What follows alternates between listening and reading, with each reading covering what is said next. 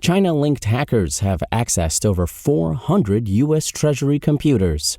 We'll talk more about that in a bit, but first, not to be cliche, but if losing things was an Olympic sport, then I'd at least get a bronze. To that end, I rely on Find My programs to keep track of my devices, but I've put off dishing out money on Bluetooth trackers. Now, I don't have an Android, but if you do, then it might be time to learn from my mistakes and tag all your items. Right now, the Chipolo 1.4 pack, our favorite Bluetooth tracker for Android, is on sale for $63, down from $79. The 20% discount brings this set down to a new all-time low price. And, well, it finally happened. After years of waiting and requests, Amazon debuted the $280 Kindle ColorSoft, its first e-reader with a color display. The company's e-readers have dominated this space since the original Kindle came out 17 years ago, but in this case, it feels like Amazon is playing catch-up.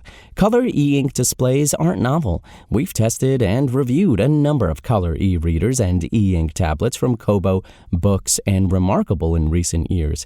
But Amazon is essentially trying to pull an Apple with the ColorSoft, with claims that color e-ink technology just wasn't good enough to put into a Kindle until now. Amazon's promising the ColorSoft gets this implementation right, thanks in part to the custom tweaks it made to the display. And, unsurprisingly, Amazon's ready to charge you a premium for it. So, is it all it's cracked up to be? As you might suspect, the answer isn't as simple as yes or no. Check out our review of the Kindle ColorSoft and the latest gadget news, reviews, and price drops at Engadget.com. The U.S. Treasury Department announced in a letter back in December that it had been the victim of a security breach, attributing it to a China state-sponsored Advanced Persistent Threat Actor. Now, we know more about the extent of the hack thanks to reporting by Bloomberg. The hacking group got into more than 400 laptop and desktop computers, many of which were linked to senior leaders focused on sanctions, international affairs, and intelligence. They also accessed employee usernames and passwords, in addition to more than 3,000 files on unclassified personal computers. These documents included travel data, organizational charts, sanction materials, and foreign investment metrics. An agency report indicates that the perpetrators likely stole a whole lot of this data, but were unable to get into the Treasury's classified or email systems. The hackers did access materials regarding investigations run by the Committee on Foreign Investment. This committee reviews security implications surrounding real estate purchases and foreign investments in the U.S. The agency report also notes that there wasn't any evidence to suggest that the hackers tried to hide in the Treasury's systems for the purpose of long-term intelligence gathering, and they didn't leave behind any malware.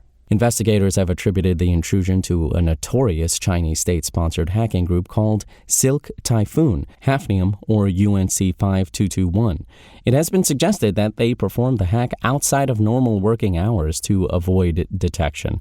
Last month, a spokesperson for the Chinese Foreign Ministry called the accusation that the attack was state-sponsored unwarranted and groundless. Counterintelligence officials are still in the midst of a comprehensive damage assessment, but Treasury employees are set to brief the Senate Committee on Banking, Housing, and Urban Affairs on the matter this week.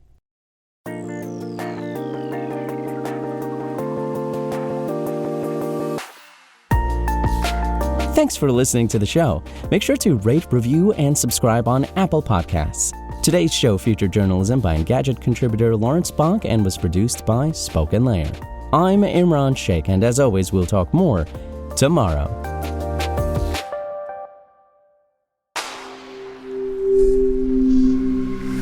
Spoken Layer.